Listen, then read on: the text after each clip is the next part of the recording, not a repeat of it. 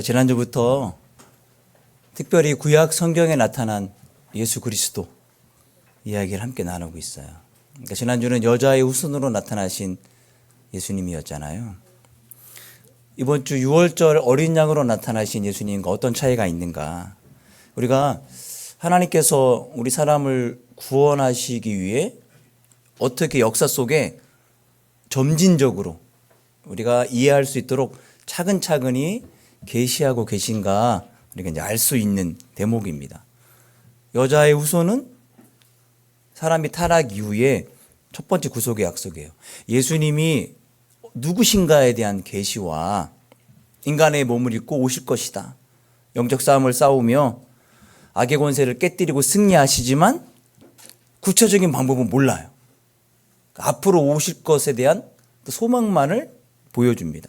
근데 출애굽기에 어린 양으로 오신 예수님은 구원이 실제적으로 어떻게 이루어지는지에 대해서 설명해 줍니다. 어린 양의 피가 있는 집은 심판이 넘어가는 거예요. 그러니까 여자의 후손으로 오신 예수님은 구원자에 대한 약속이라면 어린 양으로 오신 예수님은 이 구원자가 어떻게 우리를 구원하시는가에 대한 방법을 이제 보여줍니다. 폴 투르니에라고 있어요. 사진 볼까요? 기독교 심리학자이며 상담가인데 이 폴 투르니에가 인간은 세 가지 만남이 있어야 된다고 얘기를 했어요. 육체적인 만남, 마음의 만남, 영적인 만남. 일찍이 이제 아버지가 돌아가셔서 홀어머니 밑에서 외롭게 자라서 잘 사람들과 모두 어울렸다고 합니다. 그런데 어느 날 학교 선생님이 친구들하고 자기를 이렇게 초청해 주셨어요. 그래서 선생님 집에 가서 놀고 왔던 기억이 있는 거예요. 이때의 만남은 단순히 육체적인 만남인 거예요. 그러다가 시간이 지나서 학교 선생님이 자신만 혼자 초청을 해요. 그래서 선생님 초대를 받아서 갔는데 선생님이 이제 식사하면서 과거에 내가 이런저런 실수했던 이야기들을 이렇게 얘기하는 거예요.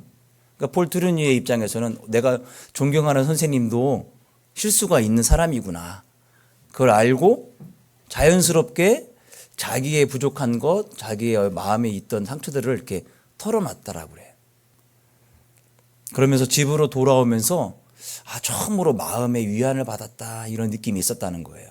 이게 마음과 마음의 만남이에요.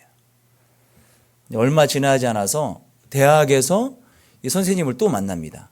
선생님은 그리스어를 가르치고 있었는데 어느 날 저녁 식사를 초대하더니 진지한 표정으로 식사 후에 이렇게 얘기했다라는 거예요. 폴, 나는 오늘 밤 예수를 믿기로 작정했네. 폴이 얘기하는 거예요. 선생님, 저는 이미 예수님을 믿고 계신 줄 알았는데요. 그렇긴 하지. 오늘 밤 예수님을 내 구주로 영접하려고 하네. 나와 같이 예수님을 구주로 영접하지 않겠나? 선생님이 권유하자 네 하고 대답하고 그날 밤 함께 손을 잡고 고백하는데 마음에 감동이 있고 눈물도 쏟아지고 예수님이 그때부터 믿어지기 시작했다는 거예요. 폴 트루니에는 이 만남을 영대 영의 만남이다 이렇게 고백합니다. 육체의 만남, 마음의 만남, 영과 영의 만남. 그러면 십자가 지시고 부활하신 예수님을 어떻게 만나고 계십니까? 어떻게 경험하고 살고 계십니까? 우리 믿음의 만남이 있어야 돼요. 믿음의 만남이란 인간의 노력이나 의지가 아니라 하나님의 은혜로 예수 그리스도를 내 구주로 영접하고 만나는 거예요. 삶의 방향이 근본적으로 바뀝니다. 보이지 하나님의 약속을 확신하고 내 삶을 하나님께로 맡기는 그런 삶들을 살아가는 게 되는 거예요.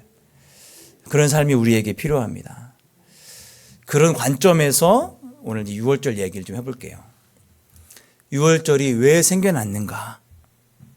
단순히 배경 설명이 아니라 하나님께서 우리를 어떻게 구원하시는지 그 방향과 목적을 이해하는 것. 그러니까 이를 어떻게 되냐면 우리가 어떤 사람이 작업하는 것을 보면 그 사람이 뭘 알 수 있어요?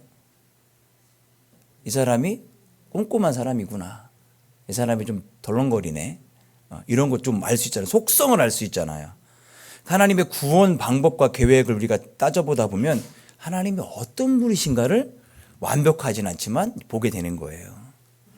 유월절이 탄생한 것, 출애굽기 과정이잖아요. 출애굽 사건의 절정에서 유월절이 생겨납니다. 이스라엘은 당시 노예 상태였잖아요. 애굽에 400년간 노예 생활했어요. 이 얘기는 뭐냐면 절대 노예 신분에서 벗어날 수 없다를 이야기합니다. 즉 우리가 살아가면서 우리의 힘으로는 절대 해결할 수 없는 문제 안에 쌓여 있는 우리의 모습을 이 400년간 노예 생활을 하는 이스라엘 민족을 보게 되는 거예요. 하나님이 애굽을 심판하시면서 마지막 재앙을 내리시는데 그게 뭐냐면 애굽 전역에 있는 모든 장자에게 심판을 내리겠다. 여기서 장자란 사람과 가축을 다 포함합니다. 그러니까 애굽 전역에 심판을 내리니까 애굽의 땅에 살고 있는 사람들의 장자는 다 죽는 거예요. 그러니까 이스라엘 사람들도 심판이 임하는 거예요. 그러니까 유대인 이스라엘만은 심판을 빼놓는 것이 아니라 보편적인 심판이 모든 사람들이 다 심판받는 거예요. 이스라엘 백성들도 죽게 생겼으니 하나님께서 그들에게 구원받을 수 있는 길을 한 가지 제시하셨는데 어린 양을 잡아 문설주와 임방에 그 피를 바르고 그 집 안에 있어라 하였습니다. 어린 양의 피가 발린 집은 심판이 넘어가고 그렇지 않은 집은 심판이 임했어요. 그게 유월절입니다. 우리가 담을 넘어가는 걸 두자로 뭐라고 하죠? 월담. 예, 월. 이 월자가 넘어가는 거예요. 월. 영어로는 패스오버입니다. 하나님의 심판이 그 집을 넘어가는 거예요. 그래서 유월절 사건 이후에 하나님께서 이 날을 기념하여 대대로 지키라 라고 얘기합니다. 구원은 단순한 사건이 아니라 반복적으로 지키며 새겨야 할 장치, 즉 마련한 거예요. 우리가 이 유월절을 보면서 조금 깊은 고민을 할 수 있어요. 어떤 고민을 하느냐? 이 유월절이 생겨난 신학적 이유가 뭘까? 너무 어려운데 쉬운 얘기는 이거예요. 왜 하나님은 이런 방식으로 구원을 이루셨을까? 왜요? 하나님 마음이지. 내가 어떻게 합니까? 라고 생각할 수 있겠지만 여기서 이제 하나님의 속성을 우리가 발견할 수 있는 거예요. 왜 하나님은 그냥 이스라엘 백성들 너네는 살고 나머지는 다 죽어가 아니라 왜 어린 양을 죽이면서까지 이스라엘 구원을 이루셨을까? 죄에 대한 하나님의 공의 때문에 그렇습니다. 실수가 많은 사람은 타인의 실수를 쉽게 용납해줘요. 왜냐하면 내 모습 같으니까. 근데 완벽한 사람은 그렇지 않죠. 하물며 거룩하신 하나님 앞에 죄는 어떨까요? 이 죄가 해결이 돼야 되는 거예요. 어떻게 해결하냐면 죽음으로밖에 해결이 안 돼요. 죽음으로밖에. 그래서 죽음이라는 대가가 있어야 됐어요. 그리고 이거를 대신해주는, 대속해주는 것을 보여줍니다. 하나님은 사람은 죽이지 않고 어린 양을 대신 죽게 하십니다. 이게 굉장히 중요한 선언이에요. 하나님은 심판은 유지합니다. 심판은 유지하면서 동시에 구원의 길은 열어놓는 거예요. 만약에 이스라엘 백성들에게 무조건적인 용서를 해줬다면 하나님은 요즘 말로, 요즘 표현으로 어떤 비난을 받게 될까요? 내로남불 비난을 받게 될 거예요. 아니, 이방 민족은 가차없이 심판하시면서 당신의 백성들이라고 이렇게 죄를 무작정 용서해줘? 에이, 기준이 없는 거예요, 기준이. 그래서 유월절을 통해서 하나님은 당신의 기준을 명확히 보여주십니다. 내가 볼 거는 희생제물의 피다. 이후 구약 전체의 제사제도와 예수님께서 우리를 위해 십자가 지시는 것을 보여주시는 거예요. 구원이 전적으로 하나님으로부터 왔다라는 것을 설명해 줍니다. 이 당시 이스라엘이 구원받기 위해서 한 일이 뭐가 있을까요? 입을 다물어야 됩니다. 아무것도 없어요. 한 게 아무것도 없어요. 과거에 잘한 것도 없어요. 전략도 없어요. 이 당시 공로도 없어요. 이스라엘이 한 일은 뭐냐면 단지 순종만 했을 뿐입니다. 하라는 대로만 한 것뿐이에요. 왜냐하면 구원은 사람이 만들어내는 것이 아니라 하나님으로부터 오는 것이기 때문에 그렇습니다. 하나님이 준비하시는 거기 때문에 우리가 할 일이 아무것도 없다라는 거예요. 두 번째 의문점은 이 유월절의 진짜 목적이 뭐냐는 거예요. 진짜 목적. 그러니까 유월절 자체로 일회성 이벤트로 딱 끝나는 게 아니에요. 더 큰 그림이 유월절 뒤에 준비하고 있는데 제일 중요한 것은 예수 그리스도를 미리 보여주기 위함입니다. 유월절 어린 양, 이스라엘 대신하여 죽은 이 어린 양은 장차 오실 진짜 어린 양 예수 그리스도를 보여주는 거잖아요. 복음의 예고편이에요. 예고편 때문에 실망 많이 할 때가 있습니다. 너무 재밌는 거예요. 예고편이, 영화 예고편이. 근데 그게 다야.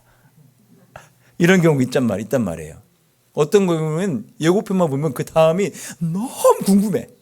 안 보면 안 될 것 같아. 그래서 보게 만들잖아요. 이게 바로 예고편인데 유월절 어린 양이 예수님의 예고편이에요.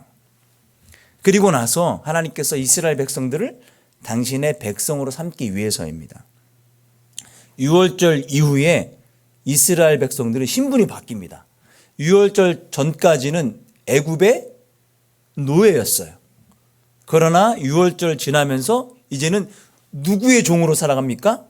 하나님의 종으로, 하나님의 백성으로 살아가는 거예요. 구원은 단순한 보호 차원이 아니라 신분의 변화입니다. 즉 새로운 정체성의 부여예요. 내가 예수 믿어 구원받았다면, 예수 믿어 변화되었다면 뭘 버려야 되는 거예요? 예수 믿기 전의 삶의 모든 방식을 버려야 되는 거예요. 결발해야 되는 거예요. 계속 매여 있는다면 애굽의 노예로 살아가는 이스라엘 백성들과 똑같은 거예요. 그리고 이렇게 구원해 주신 하나님의 구원의 방법들을 후대에 전수하고 기억하게 하기 위해 하나님께서 말씀하십니다. 이날을 기념하라. 인간은 망각의 동물이기 때문에 쉽게 잊기 때문에 구원의 은혜를 계속해서 기억해야 될 필요가 있어요. 내가 내 스스로 잘났다가 아니라 내가 지금 현재 이렇게 자유로운 것은 하나님의 은혜이구나를 늘 기억하며 살아라는 거예요.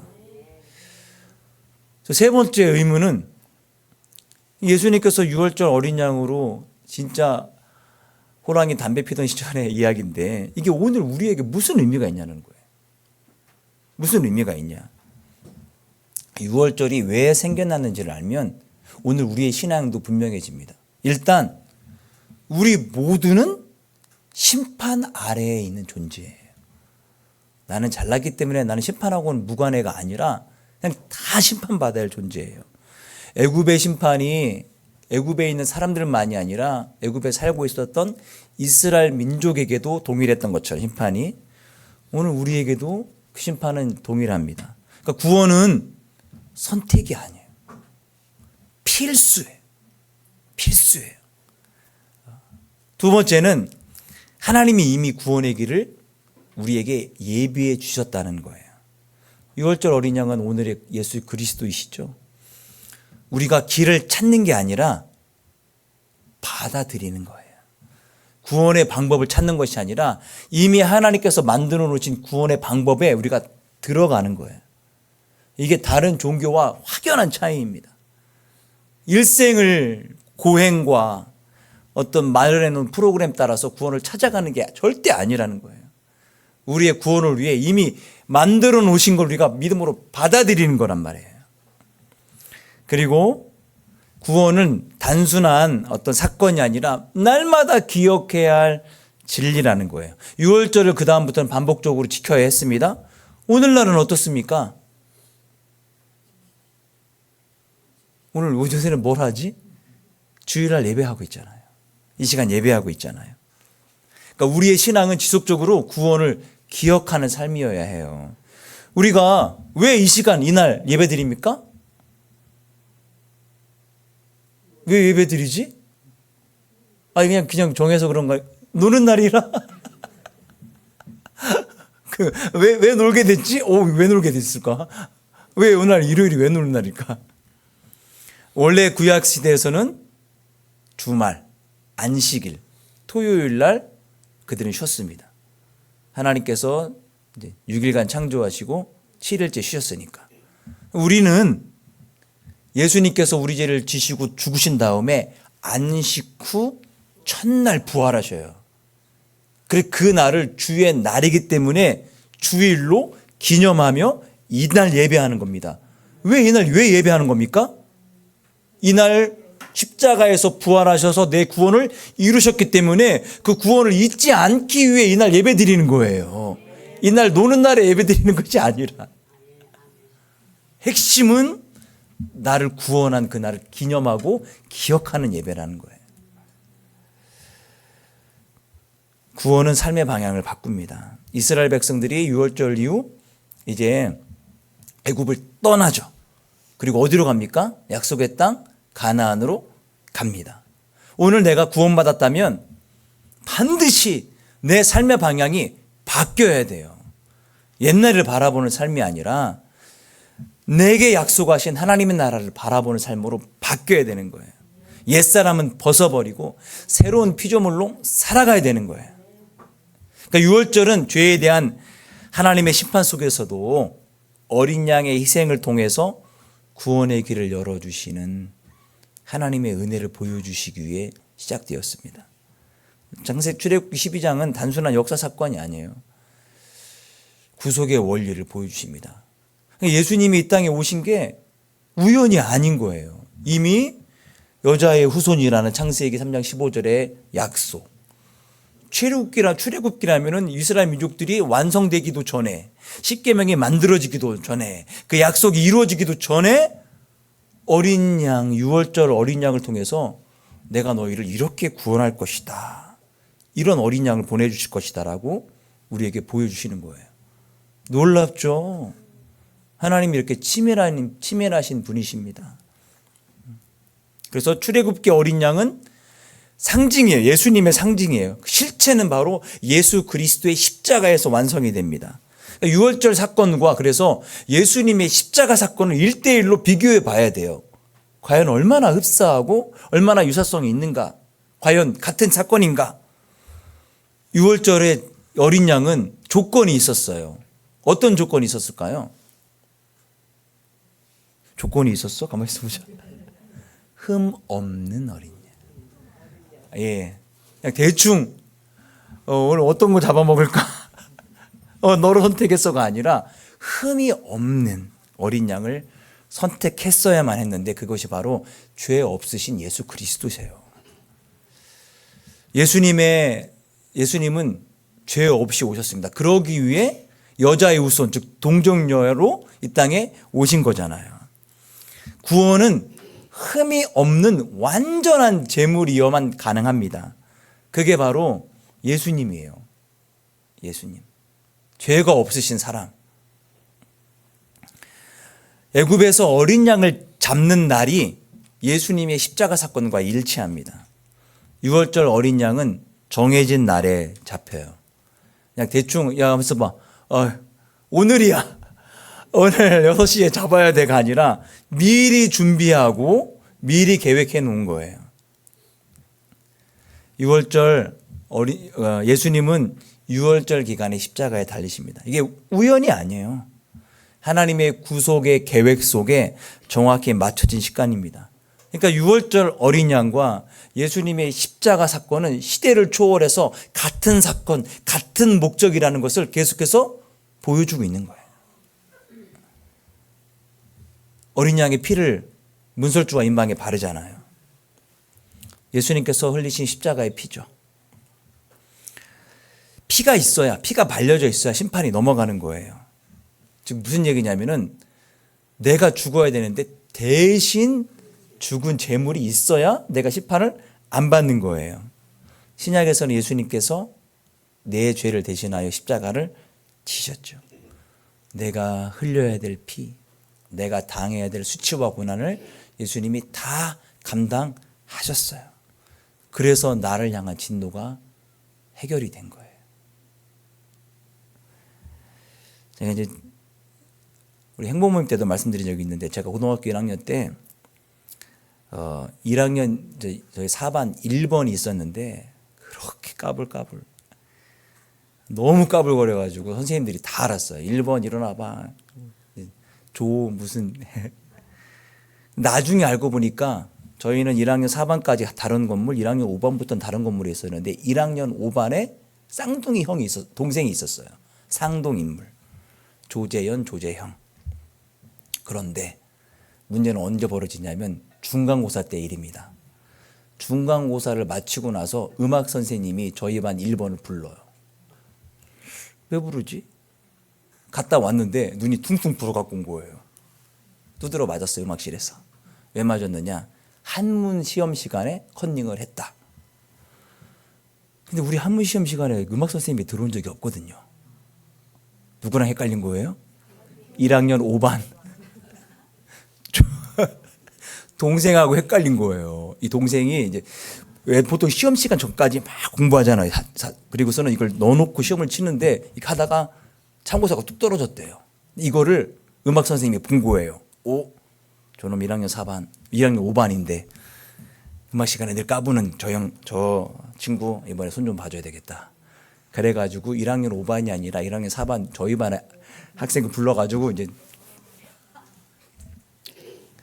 그리고 나서 원래 문제 인물이었던 1학년 5반은 아무런 받지 않고 넘어가. 대신 받았으니까 형이. 이제 음악 시간 때가 되면 이 친구가 기고가 만장한 거예요. 선생님. 음악 선생님이 자기가 실수한 게 있기 때문에 아무 얘기도 못해요. 음악 시간 때마다 즐거웠어요. 1학년 4반 우리 반 1번 때문에. 그거 보면서 야, 이게 대속의 원리가 이런 거구나. 그렇죠? 1학년 5반 동생이 받아야 될 컨닝의 유혹을 1학년 4반 형이 다 받고 두드려 맞은 다음에 모든 게 다 해결이 됐어요. 물론 1학년 4반 저희 반 조재형인가 조재연인가 저희 반이 조재형일 거예요. 이 친구가 굉장히 억울하긴 했지만 어떡합니까? 자, 내가 받아야 될 죄와 십자가 고난 예수님이 대신 받으셨어요. 예수님이. 그분은 그럴 1억의 의욕도 없으신 분이에요. 저희 친구들은 그럴 만한 의욕을 삼았잖아요. 그죠? 마찬가지로 6월절 어린 양은 그 집안에 있는 장자들의 죽음을 자기의 피로 해결합니다. 죽음을 막는 표식이 돼요. 그 피가. 예수 그리스도의 피는 우리를 심판하실 하나님의 심판을 막는 유일한 근거입니다. 유일한 근거예요. 그 심판이 이제 넘어가요. 이 구원의 본질이에요. 뭐냐? 심판이 사라진 게 아니에요. 심판은 그날 밤에 있었어요. 피를 바르지 않은 다른 집들은 다 심판 당합니다. 근데 심판이 우리 집 앞에도 왔는데 어떻게 된 거예요? 심판이 넘어간 거예요. 네. 하나님의 심판은 여전히 존재합니다. 그런데 예수님이 그 심판을 내 대신 받으셨잖아요. 그러니까 우리는 심판을 피했다가 아니라 이미 심판 받은 존재예요. 심판 받은 존재라고요. 심판을 피한 거라면 심판이 또 올 수도 있는 거예요. 근데 심판을 받았기 때문에 다시는 심판에 해당되지 않는 겁니다. 어린 양을 잡아서 피를 바르고 끝난 게 아니라 이 밤에 어떻게 했죠? 어린 양을 불에 구워 먹습니다. 예수님과 연합이에요. 출애굽기 때 어린 양을 먹었고요. 신약에서는 예수님이 이렇게 말씀하십니다. 내 살과 피를 먹고 마시는 자마다 우리가 한 달에 둘째 주일에 뭘 하죠? 성찬 예식을 하는 거예요. 그래서 살과 피를 기념하기 위해. 그래서 떡과 포도주로 대신하죠. 예수님께서도 진짜 살과 피를 주신 것이 아니라 마지막 만찬 때에 떡과 포도주를 돌리며 이 잔은 내 피다, 이 잔은 내 몸이다, 이 떡은 내 몸이다 말씀하셨잖아요. 이건 무엇을 의미합니까? 구원은 단순히 지식이 아니라 예수 그리스도를 내 안에 받아들이는 거예요. 그래서 만남이 육적인 만남, 마음의 만남을 넘어 영적인 만남이 있어야 된다는 거예요. 그래서 폴 트루니에 선생님이 내가 예수님을 알긴 알지만 영접하며 살지 않았기 때문에 그날 밤에 영접하는 중에 폴 트루니에를 유심히 보고 초청한 거예요. 같이 구원받아야 되겠다. 그 폴 트루니에가 인생이 바뀌는 일이 일어난 거죠.